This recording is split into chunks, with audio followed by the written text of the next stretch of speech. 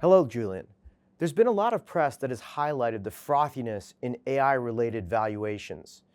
And frankly, a lot of articles have compared this market to the dot-com era excesses. How do you see the similarities and differences?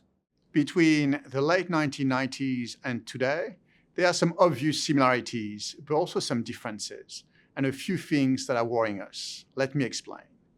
The similarities are obvious. The enthusiasm and hype around a transformative technology, the expansive valuation in the public and private market, and the high concentration in equity markets around that theme, and the strong sense of inevitability, AI today, the internet then.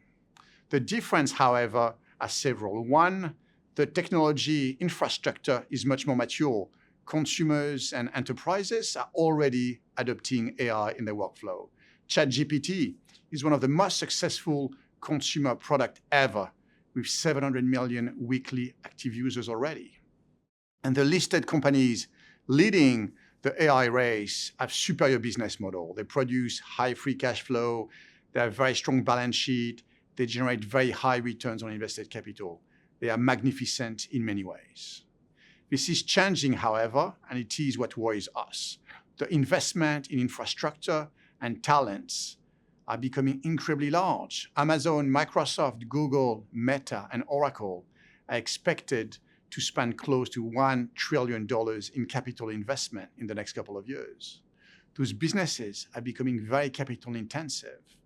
And while the market is rewarding companies that announce large capital investment into AI with higher share prices, it is not always clear how those investments will be financed, how much debt will be needed, where revenues will come from, what the incremental margins on those revenues will be.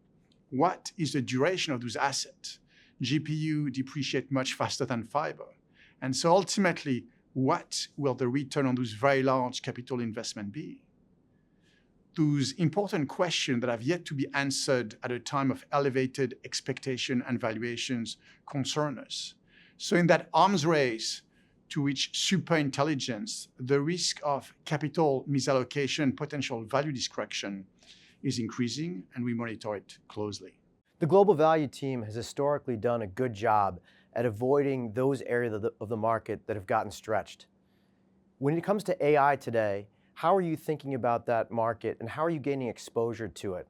We are bottom-up fundamental investors, not thematic ones. And so in the US, we've owned some of the companies leading in AI for many years. And while we are enjoying the rising tide, we're also very disciplined when it comes to valuation, and we want to make sure we risk manage our position correctly. We also take advantage of our global perspective, and we seek investment across the entire AI value chain. For example, we own a copper mining company in Mexico. Copper is benefiting from increasing demand in power and electrification, and new supply is limited. We own a French company that provides electrical product to AI data centers and benefits from higher capital investment spending. In Taiwan and South Korea, we are shareholders of the two leading companies dominating the global semiconductor foundry market. NVIDIA uses them to produce all its advanced AI chips. So we're taking full advantage of a global flexible mandate, investing along the entire value chain to own what we believe are some of the best assets, the most attractive valuation that are benefiting from the developments in artificial intelligence. Thank you very much, Julien. Look forward to speaking to you next time. Thank you, Anirudh.